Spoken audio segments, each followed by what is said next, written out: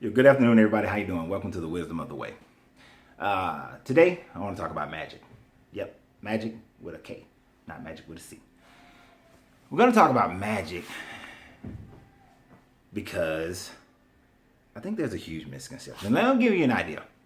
When I was a child and I was in a Baptist church, there was a few times I asked pastors, I said, well, let me ask you a question. The Bible tells you to stay away from sorcery, but yet everything that they claim is witchcraft and sorcery, different people in the Bible did. They tell you to stay away from sacrifice, but there's blood sacrifice all throughout. They tell you to stay away from people who predict the future, but there's people predicting the future. Revelations is a whole book about predicting the future. They tell you to stay away from those who claim they can heal you and all this sort of thing, but there's healing there. Transmutation. Turn water into wine, throw your staff down, turn it to a snake. Transmutation of one thing to another, which is alchemy. I tell you to stay away from it, but yet it's all throughout. Now, of course, I've learned one thing for sure is that whatever I'm told to stay away from is generally something that those of a higher understanding are utilizing themselves to maintain control over the people. And that's a whole nother conspiracy level type deal that we're not getting into. And I know many people are going to say, well, that was because that was done because God and the other ones was not. But at the end of the day, it's still the same thing, good or bad. However a person utilizes it, it makes it good or bad. And it's not just in that world. Because like in the Buddhist, it's like and when you reach that level, you touch the earth and you see all your incarnations.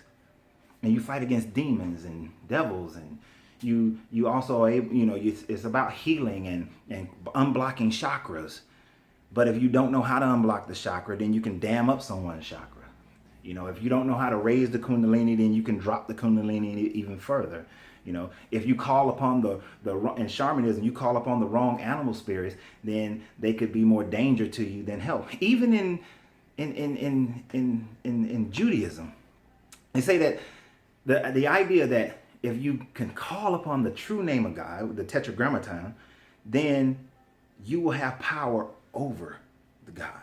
That's something that's a magical ritual where if you can call upon a God and you know the true name, then you have power over that aspect of God and you can then utilize that power. So that's still magic, which is why it's a Lord or has the Yahweh instead of the true tetragrammaton. But at the end of the day, it's all magic. And at the end of the day, it's not good or bad. It's based on the user, the practitioner. If you went into a hospital and there were multiple rooms, if a shaman goes, and this is on the same floor, and everybody on this floor has pneumonia, and a shaman goes into this room, a rabbi in that one, a pastor in this one, or a priest, an imam in this one, a monk, Buddhist monk in that one, a Hindi, I don't know what they call them, I forgot, and goes into this one, a Sinka goes into that one, but somebody goes into each room and they all do their thing and they all come out and each person is healed. Each person no longer has pneumonia. The sad part about it is that everybody would claim the other person used negative forces or evil forces in order to cure the other person. Or did they all just use source energy to cure every person? Those who understand the hermetic laws, the natural laws of the universe, will understand how to use what is called magic to create things in life. And they're not afraid of what the world tries to tell you to be afraid of. And that's the difference, is that there is no energy that you should be afraid of unless you come to it with a lack of understanding. You see, when it tells you if you have enough faith of a mustard seed but have no doubt, and you tell the mountain to move, then the mountain will be moved. But it's when you have doubt that you're not able, because in that what that is trying to teach you is that the disciples came running up like, oh, we can't cure anybody, what's our problem? They don't have enough confidence. They don't believe enough, so they had too much doubt. And so when you have doubt, and whatever you're trying to create, or some people misunderstand the word manifest, but whatever you're trying to create in life, if you're trying to create it, but you got doubt, then nothing happens. right? Nothing happens. And I know some of you are going to say, well, wait. The Bible tells us that witches must die. But just as a side note, you need to understand that in Exodus, that word for witches in the Septuagint, which is older, actually is pharmacia, which means pharmacist or pharmacy. So we're going to go kill all the pharmacists? No. But back to the subject at hand. What we have to realize is the power is not to be played with if you don't know how to use it. The same way people have babies and they don't have the maturity to have a child, then the child is at a disadvantage and oftentimes grows up and repeats the same problematic issues that the parents had because they had a child without wisdom, without confidence of knowing that they can handle this. And magic or alchemy or understanding natural law, universal law, the hermetics, all works the same way. Without that understanding, without that knowledge of it, without that knowledge base, then you are setting yourself up for failure. A couple of things are going to happen. Like I said just previously, you will set yourself up for a situation where nothing happens, or you will set yourself up for a situation where you call upon the name of a deity or the aspects. And when I say deity, I'm not saying something to worship because I don't believe in worshiping multiple deities and that sort of thing. What I'm saying is the aspect. Each deity represents the aspect of the creator, of source. You're calling up that aspect, that deity aspect to help you make more money, to bring healing into your life. But you're calling it in. And when you call that energy in, but you don't know how to utilize it, then it can backfire. It can work against you, right? Now it's something that you put this energy out there, you put this spirit out there, and that spirit of growth is now doing something that you can't handle. And I'm gonna give you a good way. Let's say a lot of people will sit and they'll call me and they'll say, look, I need to know how I can call upon an energy, a deity, a spirit, do a spell that brings more money into my business, and my business just gonna skyrocket. How do I do that? And the danger is this.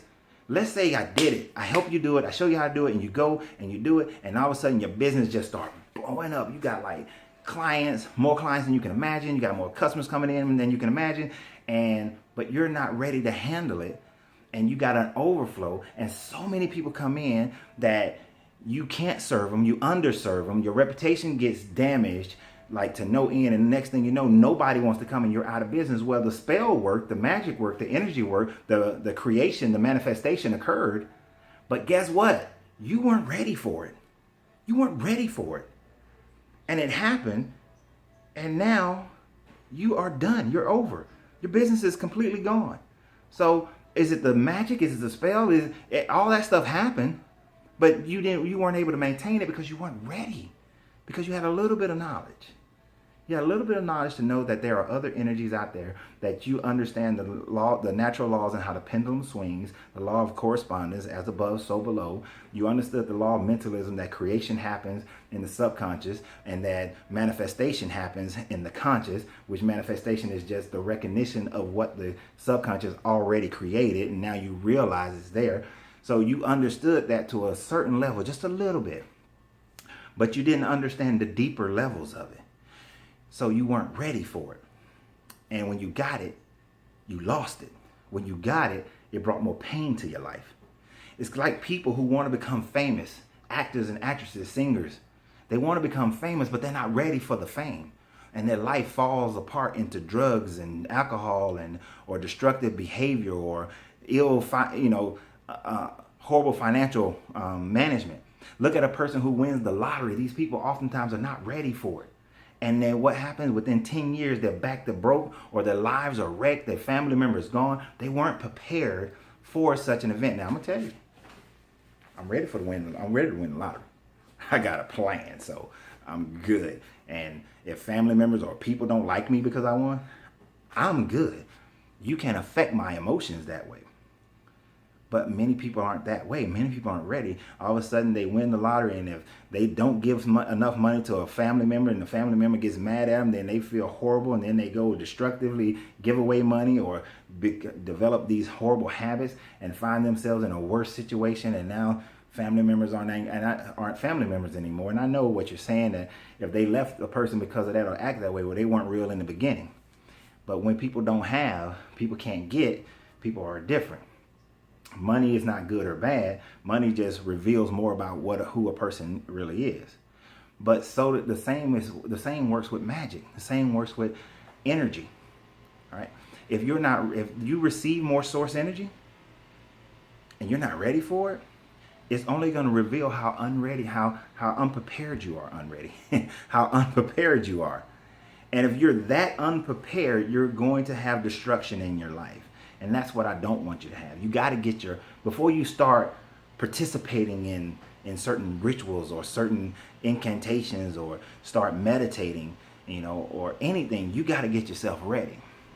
This is why, like, a lot of people in their religions, they think that they're ready to meet an angel. They think that they're ready to meet a jinn. They think that they're ready to develop the Buddha head or satisfy their dharma. But in truth, they're not. They're not. I guarantee you, if Gabriel, which in Christianity, Christianity, Islam, and Judaism, if Gabriel showed up in somebody's life right now, you'd freak out. You'd think you're going crazy. You probably, if you got a gun, you probably try to shoot him. You're not going to be like, oh, it's Gabriel. Oh, no, that's not going to happen. You're going to freak out. And you're going to think you're possessed. You're going to think you've seen a demon. You're going to think all kind of crazy stuff. But what you won't think is, oh, wow, I've been asking for a sign, and here's the sign. I've been asking for, some kind of revelation, and here's the revelation. But yet, it comes to you and you're not ready for it. And one of the problems is you're asking. You see, asking is a choice. I don't ask for nothing. I decree. I decree what it is that I want in my life. I decree how my life is. I don't ask. I don't beg source energy for anything. I decree that source energy will provide. Now, I haven't always done this because I haven't always been at that level of understanding and wisdom. I haven't always been at that level of knowledge. But ever since I have been, I decree. And anytime that things go a different way, there's two things that happen. Because I understand the law of rhythm, I understand that there are going to be great days and there are going to be not so great days.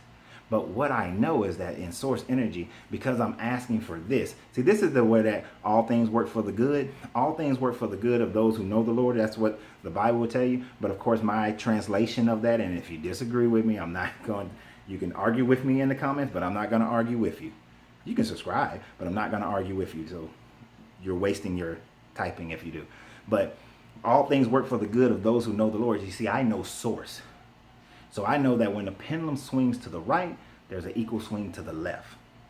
The difference is, as you come into knowledge and understanding, you know how to function when it's in the right, and you know how to function when it's to the left. Say I was a real estate investor. I know how to make money when everybody's buying. I know how to make money when everybody's selling. I know how to make money when people got good credit. I know how to make money when people got bad credit. I know how to make money when areas are developing.